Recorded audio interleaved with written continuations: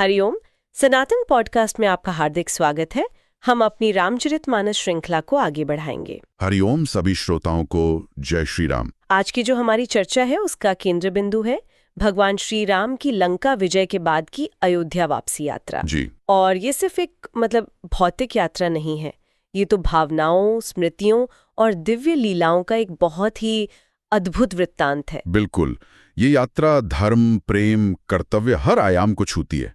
ये सिर्फ मंजिल तक पहुंचना नहीं है, हाँ, बल्कि यात्रा का हर एक पल, हर एक क्षण दिव्यता से भर देना है। श्री राम इस पूरी यात्रा को सीता जी के लिए और अपने संगियों के लिए एक शिक्षा, एक स्मृति बना देते हैं। तो चलिए कथा के उसी भावुक क्षण से शुरू करते हैं जहां विदाई की बेला है। लंका विजय हो चुकी है, विभीषण का राज्याभिषेक हो चुका है। अब प्रभु श्री राम अपने सभी वानर भालू साथियों को बहुत स्नेह से घर लौटने की आज्ञा देते हैं जी। और उनकी प्रतिक्रिया भी गोस्वामी जी लिखते हैं, सुनी प्रभु बचन लाज हम मरेहीं, मसक कहूं खगपति हित करहीं, देखी राम रुख बानर रीछा, प्रेम मगन नहीं ग्रह क इच्छा। कितनी अद्भुत पंक्ति है। भक्ति की पराकाष्ठा इसमें छिपी हुई है। वानर कह रहे हैं कि प्रभु आपके ऐसे वचन सुनकर तो हम लज्जा से ये मरे जा रहे हैं। हाँ। और उनका तर्क देखिए, भला कहीं मच्छर भी गरुड़ का हित कर सकता है? वो खुद को एक छोटा सा मच्छर और प्रभु को पक्षीराज गरुड़ देख रहे हैं। ये सिर्फ विनम्रता नहीं है ना? नहीं, ये ज्ञान की वो अवस्था है जहां भक्त अपने कर्तापन के भाव से बिल्कुल शून्य हो जाता है। वो जानता है कि जो भी हुआ वो तो प्रभु की ही इच्छा थी, प्रभु की ही शक्ति थी, वो तो बस एक माध्यम था। और इसका असर क्या होता है? प्रेम मगन नहीं ग्रह के इच्छा। वो श्री राम के प्रेम में ऐसे डूब गए हैं कि अब उन्हें अपने घर की, अपने परिवार की कोई इच्छा ही नहीं बची। बिल्कुल, उनका एकमात्र घर, एकमात्र आश्रय तो अब श्री राम के चरण ही बन गए हैं। हाँ, पर मर्यादा पुरुषोत्तम की आज्ञा भी तो है, उसका उल्लंघन तो नहीं हो सकता। तो वो जाते तो हैं, पर किस भाव से, ये अगले दोहे में साफ होता है। प्रभु प्रेरित कपि भालू सब, राम रूप उर राखी, हर्ष विषाद सहित चले, बिनय विविध विधि भाषी। जी, वो अपने हृदय में श्री राम के दिव्य रूप को धारण करके चले। और यहाँ ये जो हर्ष और विषाद एक साथ आया है, ये बहुत विचार करने वाली बात है। हाँ, ये सांसारिक सुख दुख जैसा नहीं है। हर्ष इस बात का है कि उन्हें प्रभु की सेवा का सौभाग्य मिला, धर्म की विजय हुई। और विषाद, प्रभु से बिछड़ने का विषाद, उनके साक्षात सानिध्य से दूर जाने का दुख, ये एक अलौकिक भाव है। और ये भी ध्यान देने वाली बात है कि जब पूरी सेना जा रही है तो कुछ मुख्य पात्र जो प्रभु के बहुत निकट आ चुके थे वो रुक जाते हैं। जैसे सुग्रीव, जांबवान, अंगद। हाँ, हनुमान जी, नल नील और लंका के नए राजा विभीषण, वो वहीं रुक जाते हैं। और उनकी दशा का वर्णन देखिए, कहीं न सखई कछु प्रेम बस, भरी भरी लोचन बारी, सन्मुख चिता वहीं राम तन, नयन निमेष निवारी।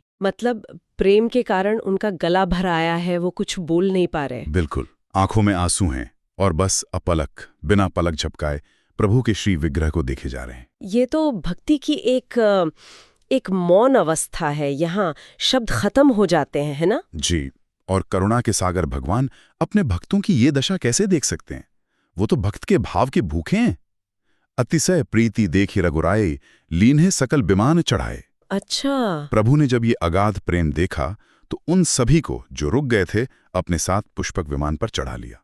ये उनकी करुणा है। इसके बाद विमान के प्रस्थान का वर्णन है।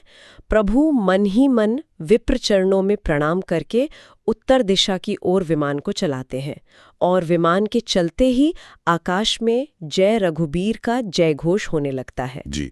और विमान की शोभा का भी वर्णन है। सिंहासन अति उच्च मनोहर, श्री समेत प्रभु बैठे तापर।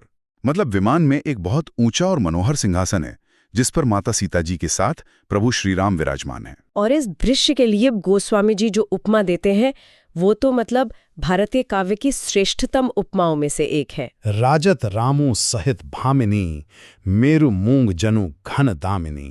बिल्कुल सही कहा।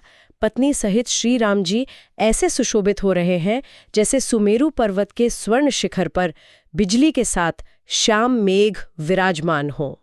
इसमें सिर्फ सौंदर्य नहीं है, एक गहरा प्रतीक भी है। हाँ, प्रभु का श्यामल वर्ण जो नए मेघ जैसा है और माँ सीता का गौर वर्ण जो दामिनी यानी बिजली की चमक जैसा है। मेघ और बिजली का संयोग ही तो संसार में जीवन लाता है, वर्षा करता है। ये तो शिव शक्ति, पुरुष प्रकृति का साक्षात स्वरूप हो गया। बिल्कुल। और जब परमात्मा इतने प्रसन्न है तो प्रकृति भी उत्सव मना रही है। देवता फूल बरसा रहे हैं, शीतल मंद सुगंधित हवा चल रही है। और अब यात्रा का वो हिस्सा शुरू होता है जो बहुत ही व्यक्तिगत और भावपूर्ण है। श्री राम इस हवाई यात्रा को सीता जी के लिए एक स्मृति यात्रा बना देते हैं। हाँ, वो उन सभी महत्वपूर्ण जगहों को दिखाते हैं जो युद्ध भूमि से जुड़ी हैं। वो कहते हैं, कह रघुबीर देखू रन सीता, लक्ष्मण यहाँ हत्यो इंद्रजीता। ये बहुत महत्वपूर्ण है। वो सीता जी को वो जगह दिखाते हैं जहां लक्ष्मण ने मेघनाद का वध किया था। फिर दिखाते हैं कि कहाँ हनुमान और अंगद ने बड़े बड़े राक्षसों को मारा और कहाँ अहंकारी कुंभकर्ण और रावण मारे गए। ये सिर्फ जगहों का परिचय नहीं है, ये एक तरह से सीता जी को उस पूरे संघर्ष का साक्षी बनाना है जो उनके सम्मान के लिए लड़ा गया। बिल्कुल, अधर्म के पतन और धर्म की विजय के स्मारकों का दर्शन है ये जी। और इसके बाद विमान पहुंचता है सेतु के पास।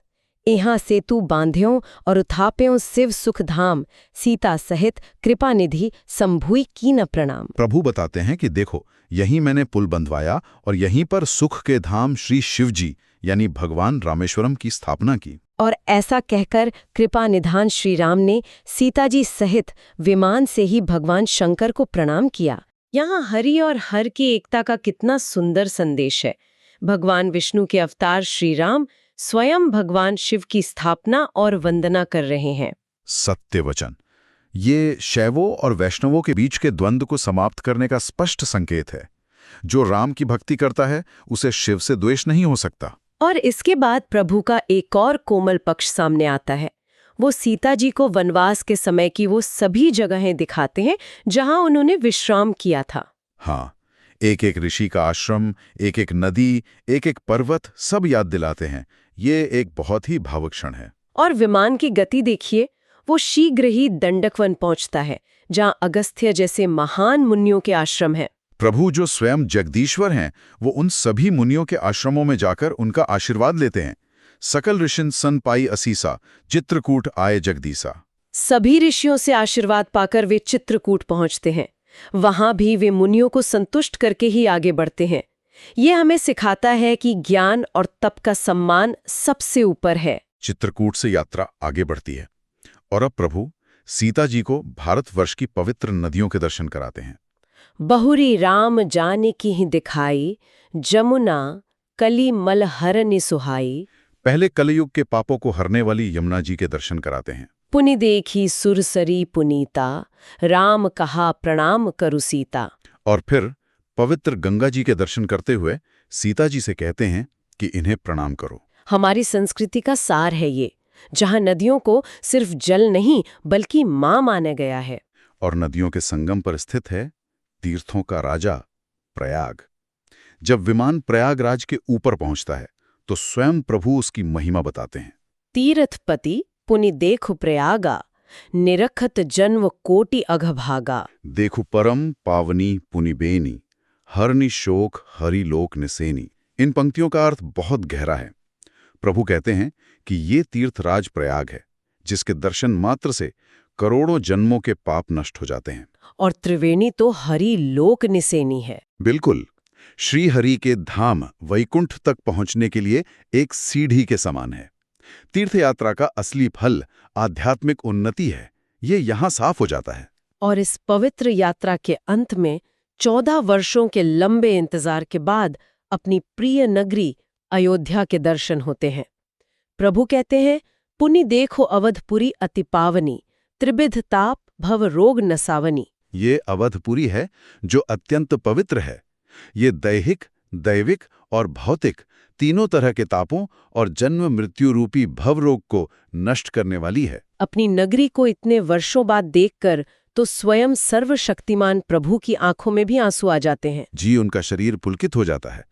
वे सीता जी सहित अपनी अवधपुरी को प्रणाम करते हैं। अपनी मातृभूमि के प्रति ये प्रेम हम सबके लिए एक शिक्षा है। अयोध्या पहुंचने से ठीक पहले प्रभु एक बहुत ही महत्वपूर्ण कार्य करते हैं।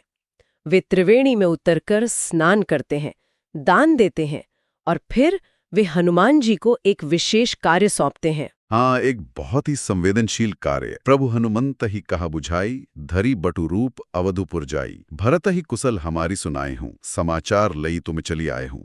प्रभु की इस लीला में कितनी गहराई है देखिए। वो जानते हैं कि भरत 14 वर्षों से किस घोर तपस्या में जी रहे हैं। उनकी प्रतिज्ञा थी कि अगर राम नहीं लौटे तो वे अग्नि में प्रवेश कर जाएंगे। बिल्कुल। तो प्रभु नहीं चाहते कि उनके अचानक पहुंचने से भरत को कोई भावनात्मक आघात लगे। वो धीरे धीरे सावधानी से ये समाचार पहुंचाना चाहते हैं। अद्भुत संवेदनशीलता है ये।